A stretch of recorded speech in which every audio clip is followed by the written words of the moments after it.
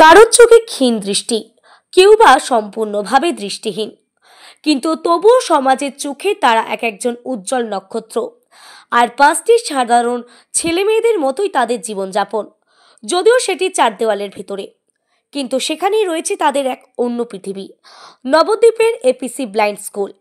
এখানকার ছাত্রছাত্রীরা প্রত্যেকেই প্রত্যেকের পরিবার এবং অভিভাবক। একে অপরের হাত ধরে তারা এগিয়ে চলেছে সাফল্যের উচ্চতর শিখরে। গান বাজনা হোক কিংবা পড়াশোনা, সবেতেই তারা সমানভাবে এগিয়ে চলেছে। এবার ভারতবর্ষের অন্যতম খেলা দাবাতেও নিয়েছে তারা প্রশিক্ষণ।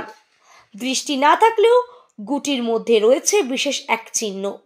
কালো রঙের গুটির ওপর একটি করে ডট দেওয়া রয়েছে, যাতে সহজেই তারা চিনতে পারে সেই গুটি, এবং সাদা গুটিতে নেই কোনো ডট মাথার উপর, অপরটা সম্পূর্ণভাবে মসৃণ।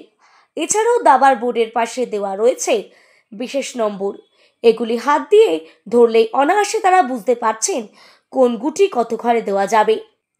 এভাবেই তারা একের পর এক দাবার চালে মাত করছে তারা যে যার প্রতিবন্ধীকে। বাংলার প্রথম গ্র্যান্ডমাস্টার দিব্যেন্দু বড়ুয়ার নির্দেশিত পথে নবদ্বীপ এপিসি ব্লাইন্ড স্কুলে শুরু হলো দৃষ্টিহীন ছাত্রছাত্রীদের স্থায়ী দাবা প্রশিক্ষণ শিবির। প্রায় 40 জন দৃষ্টিহীন ছাত্রছাত্রী দাবা প্রশিক্ষণ নিতে শুরু করেছে। ন্যাশনাল ইনস্ট্রাক্টর তুষার চ্যাটার্জি এই প্রশিক্ষণ শিবিরে প্রশিক্ষক হিসেবে দায়িত্ব সামলাচ্ছেন। হ্যাঁ, বলুন যে এইটা কতদিন ধরে চলছে, আর আপনাদের এই এপিসি ব্লাইন্ড স্কুলে কি কি হয়, বাচ্চারা কি শেখে, কি করে? আমাদের 2000 সাল, হ্যাঁ, ওই সময় থেকেই আমাদের দাবা চলছে। তা প্রথম দিকে অল্প বিস্তর থাকলেও তারপরে এটা আরও বেড়েছে, এবং 2014-15 সালে ওই সময় আমাদের স্কুলে all India chess tournament for the blind সেটা হয়েছে সফলভাবে। তারপরে প্রতি বছরই আমাদের আছে। এছাড়া আমরা প্রত্যেক বছর কলকাতায় বা বিভিন্ন জায়গায়, আমি নিজেও ছেলেমেয়েদের নিয়ে উড়িষ্যা গেছি, ভুবনেশ্বরে কম্পিটিশনে যোগ দিয়েছি। তারপরে আমরা বোম্বেতে গিয়ে দাবা কম্পিটিশনে যোগ দিয়েছি। এবার বিভিন্ন জায়গায় ওরা পুরস্কার পেয়েছে, এবং যেখানেই যায় ওরা পুরস্কার পায়।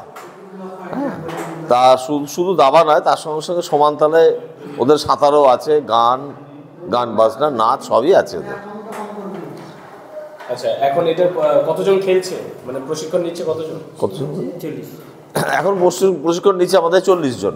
আচ্ছা, মানে এরা কি ভবিষ্যতে এখানে খেলে ন্যাশনাল টুর্নামেন্ট বা ইয়েতে যেতে পারবে? মানে হ্যাঁ, সেই উৎসাহ আগ্রহ ওদের আছে, এবং ওদেরকে যদি সেইভাবে প্রশিক্ষণ দেওয়া হয় ওরা অনেক উঁচু পর্যন্ত উঠতে পারবে। আপনার নাম, পরিচয়? আমার নাম সুরেন্দ্র কুমার চক্রবর্তী, আমি এই স্কুলের হোস্টেল সুপার।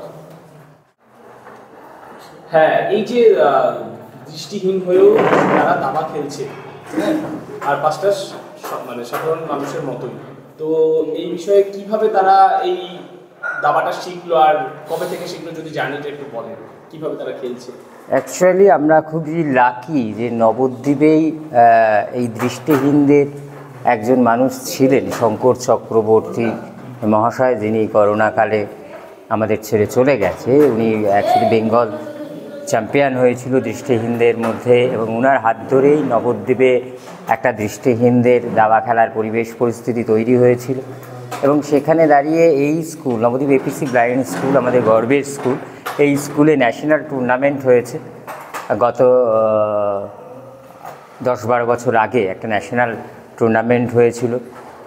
এখানকার ছেলেরা বরাবরই ভালো দাবা খেলে। আমরা আসতাম, মাঝে মাঝেই আমরা এসে ওদের পাশে থাকতাম, ওদের দাবা খেলা দেখাতাম, যতটুকু পারতাম আমরা করতাম। এবার আমরা দিব্যেন্দু বড়ুয়া, বাংলার প্রথম গ্র্যান্ডমাস্টার, আমাদের সারা বাংলা দাবা সংস্থার সভাপতি, তিনি চান ঘরে ঘরে একটা দাবার পরিবেশ পরিস্থিতি তৈরি হোক, সবার জন্য দাবা আমরা ব্যবস্থা করেছি। সেখানেও ভিজুয়ালি চ্যালেঞ্জ যারা প্লেয়ার আছে তাদের জন্য এখানে একটা স্থায়ী চেস ক্যাম্প আমরা চালাবো সিদ্ধান্ত নিয়েছি।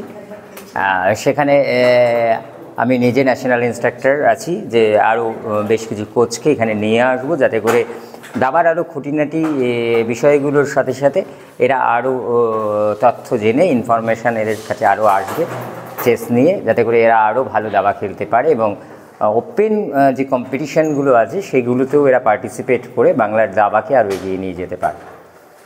আপনার নাম? নাম তুষার চ্যাটার্জি। আপনি?